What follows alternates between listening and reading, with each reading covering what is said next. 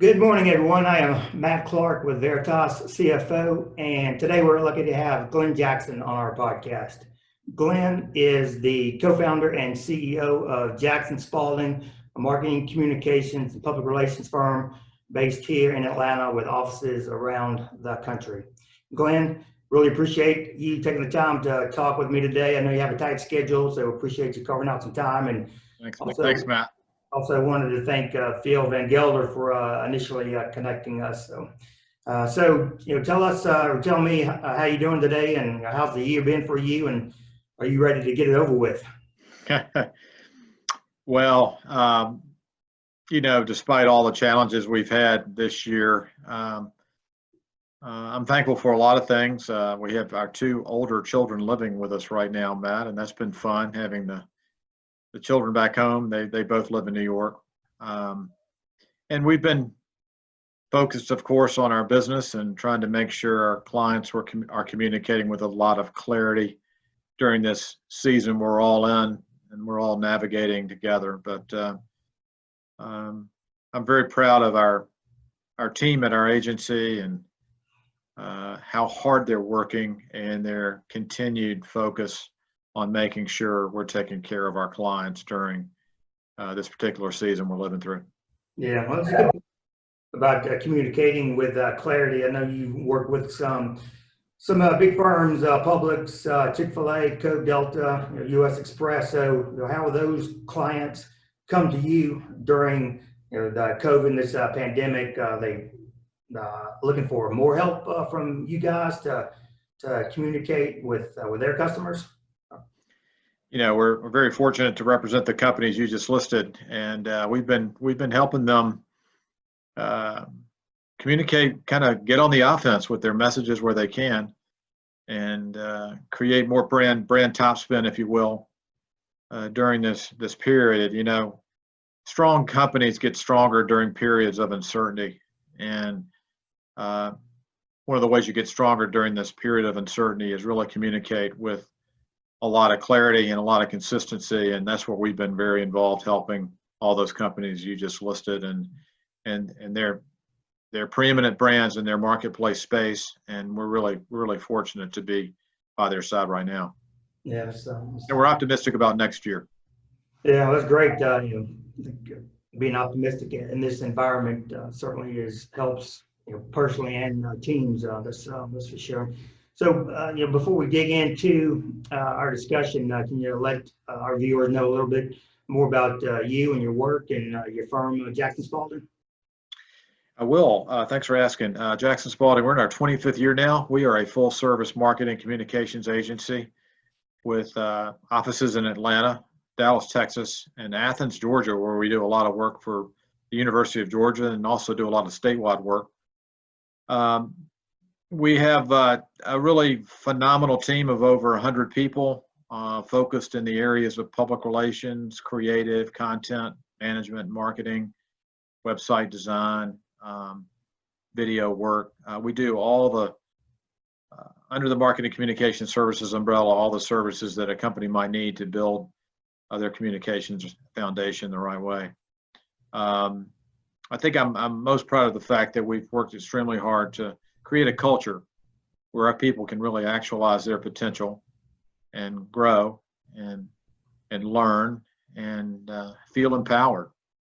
A place I think all companies and organizations want to have, which is an environment where people and ideas really flourish, like a greenhouse, that you're inside a greenhouse. And we've been trying to keep that greenhouse healthy during this period of time, and communication is so key to making sure that flourishing continues. Yeah, it's a great comparison about the greenhouse. I'm sure your team appreciates the culture that you built there. So when we first met, I'd read your book, Preeminence. I got my copy here. Thoroughly enjoyed reading the book and learning about the 7 pillars of preeminence that you wrote about. And some of the golden nuggets, as you call them, that I took away from the book are about living an intentional life, contributing to the well-being of others, staying hungry and humble, and the danger of mediocrity. So before we dig into these pillars, though, what made you decide to write the book, and how did you settle on the 7 pillars?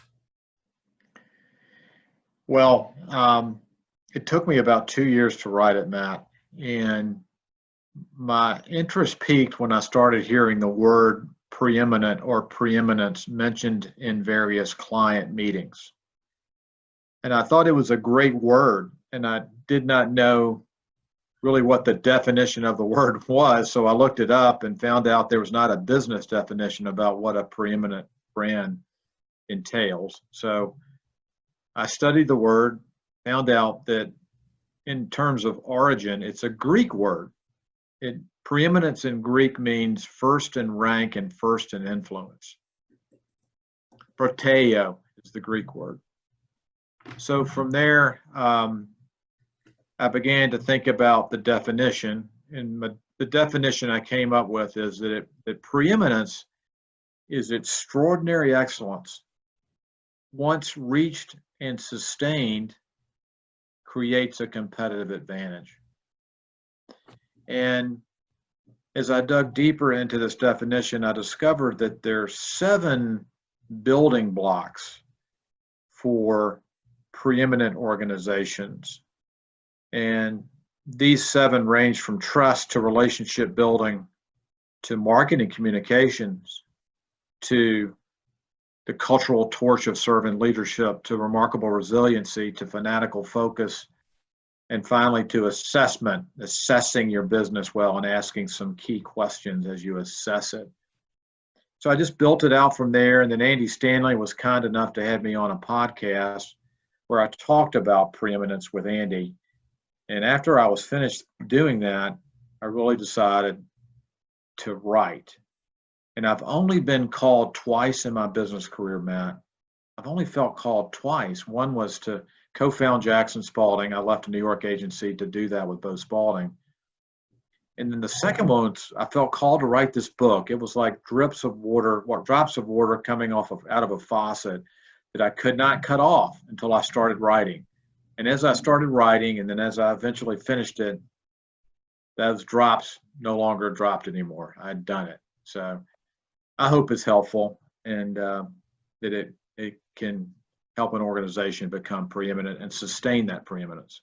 Sure. Well, speaking of the competitive advantage that you mentioned, and you represent these big brands, Publix, Chick-fil-A, Coke, Delta, U.S. Express. So, how can you talk about, how these brands, how any business or even a person knows when they become preeminent?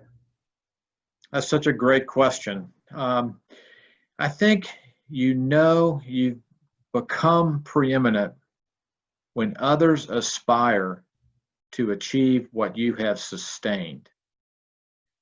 These businesses inside and outside your industry want to come see you and meet with you and learn from you, tap into your insights, hear about your culture, learn about your leadership philosophies, and really soak you up like a sponge. You mentioned Chick-fil-A as one of our clients. We're very proud to represent them. We're their national public relations agency. Chick-fil-A has so many businesses outside their industry wanting to come see them and learn from them. Why is that? It's because they become preeminent. And these companies in myriad industries want to soak them up like a sponge and learn from them. So when others aspire to achieve what you've sustained is a litmus test for preeminence.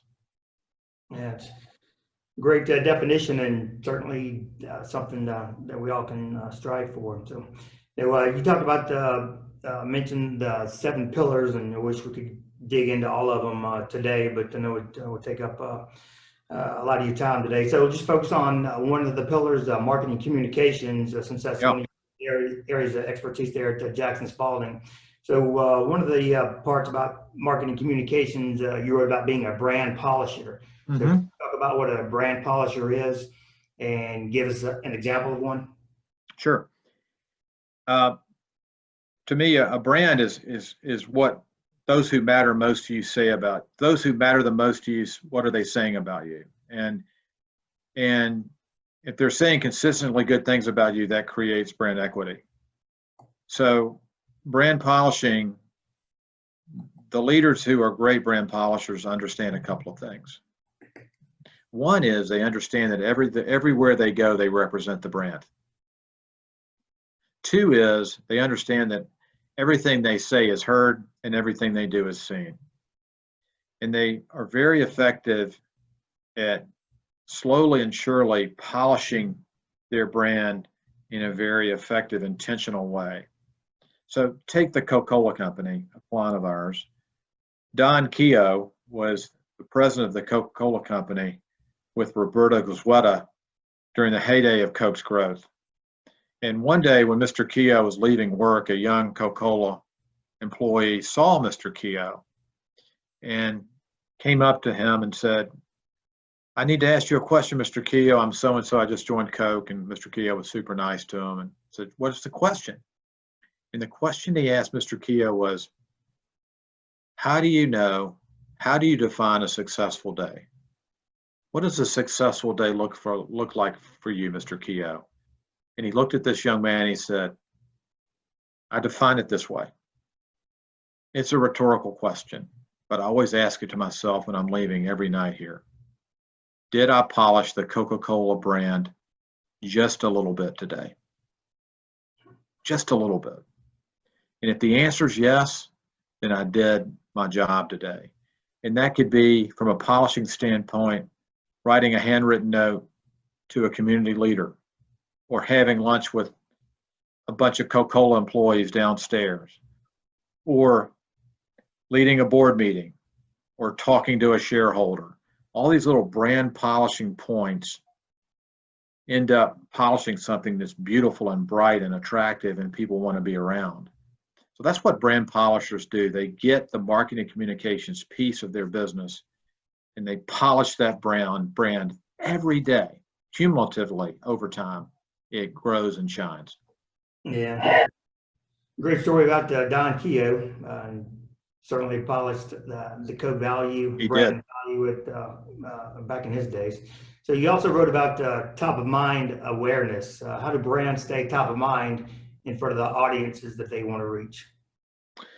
I call it TOMA, top of mind awareness. TOMA, the acronym TOMA. And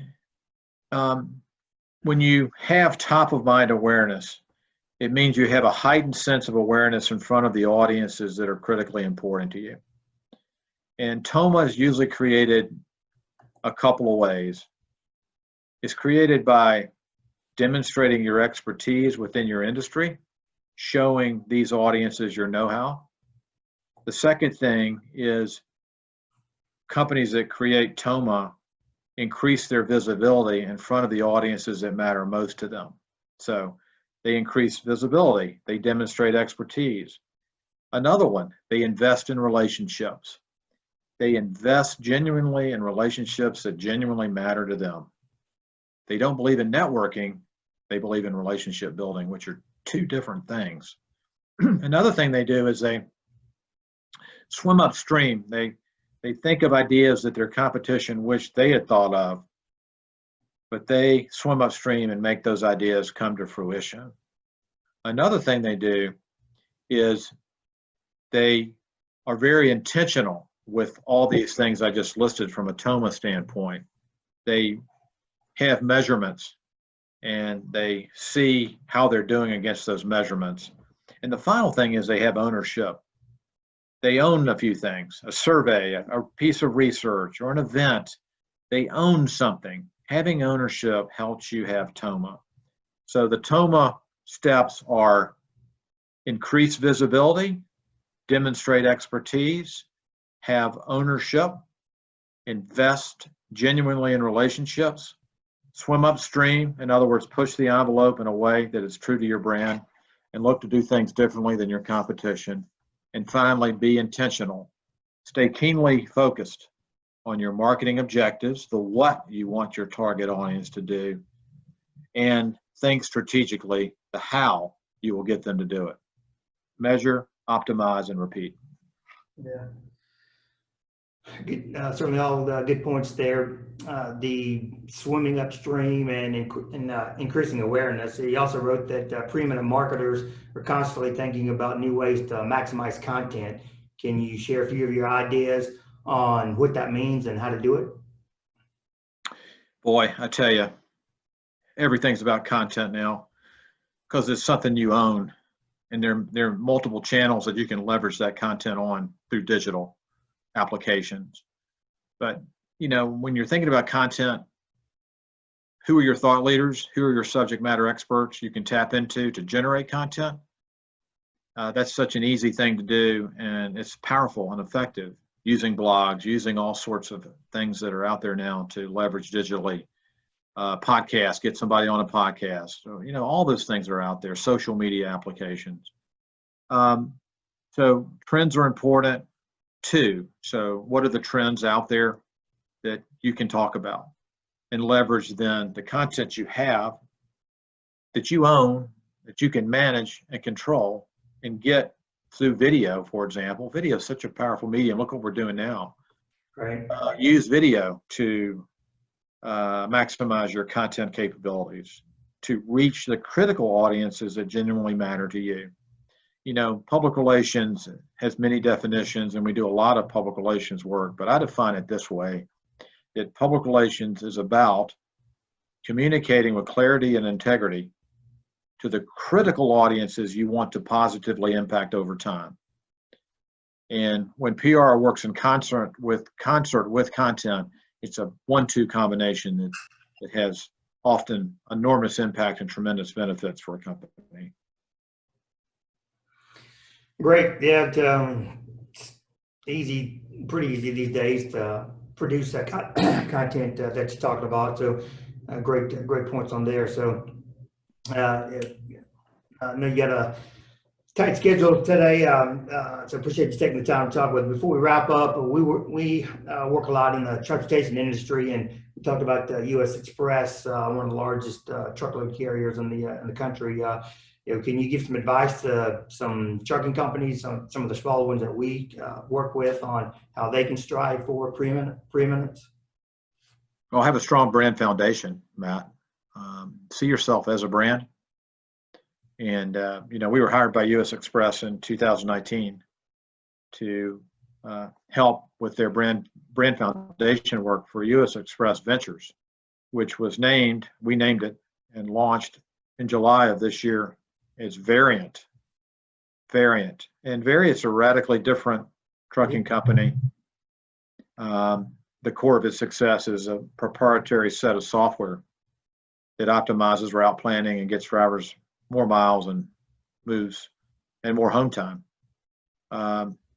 And one of the things we've loved working with U.S. Express and Variant specifically, which is a subsidiary of U.S. Express, is they really understand the value and importance of branding, and the importance of finding a really good rinse and repeat message and having the right messenger or messengers to communicate that message with precision and impact.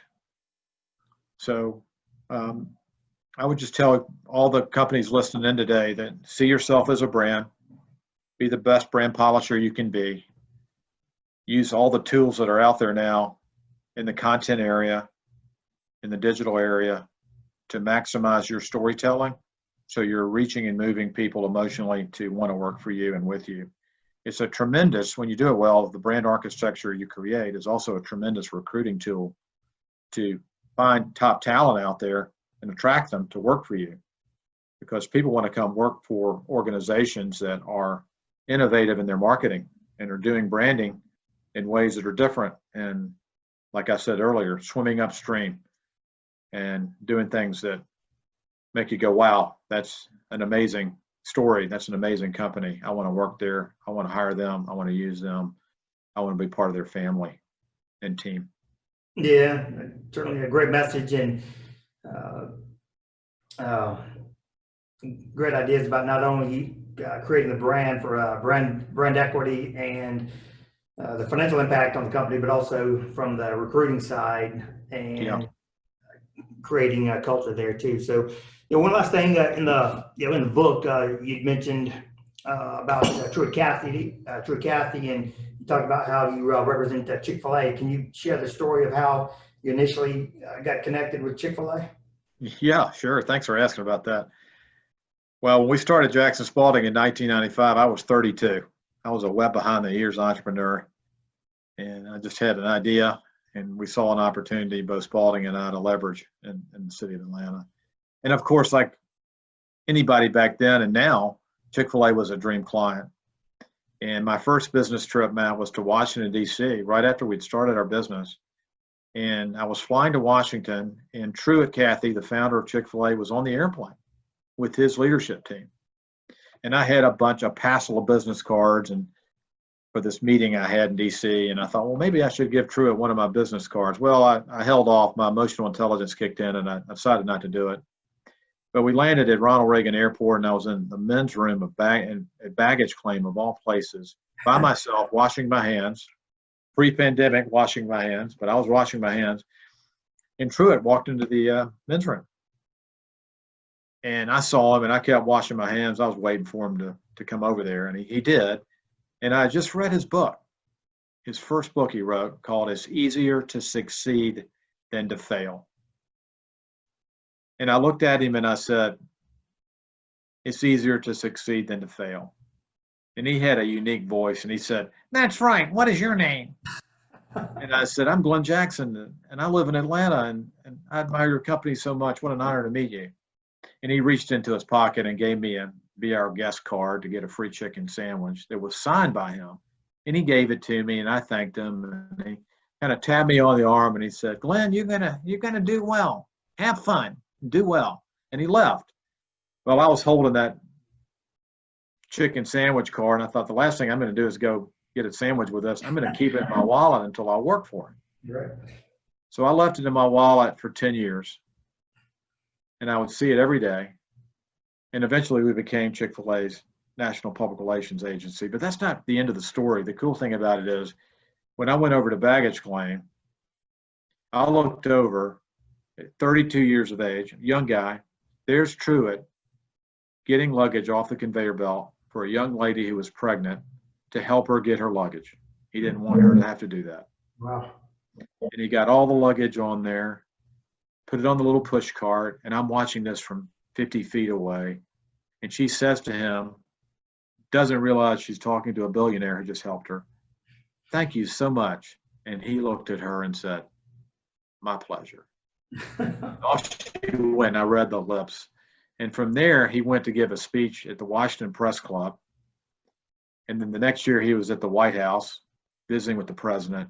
But as I observed Truett, what I realized is he was an amazing servant leader. And for him, and for all servant leaders, no task was too small nor too big for him. So helping her was just as important as the speech he made that day to the Washington Press Club and the visit he would eventually have at the White House.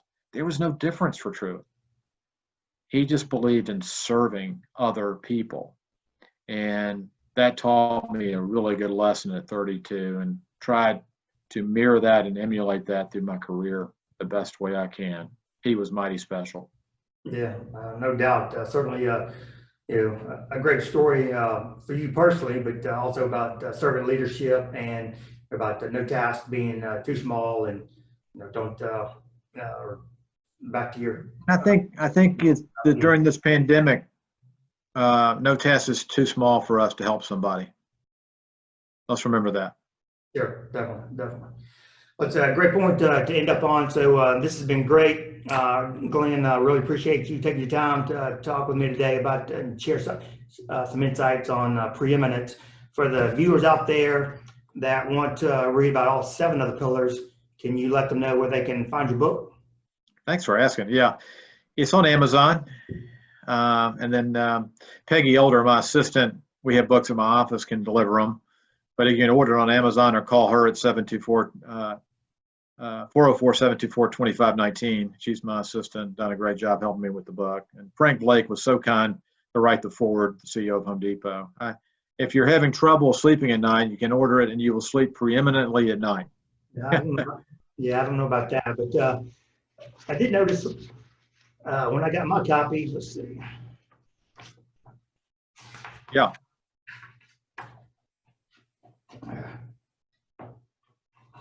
The Strength for the Journey, signed by you, so that's awesome. Yes. Strength for the journey to you and everyone listening today. Great. Well, again, I really appreciate you taking the time to talk with us today, Glenn. And that wraps up our show for today. I really hope you enjoyed our talk. And please let us know your comments and feedback below and make it an intentional day. Thank you so much, Matt. Good luck, everybody.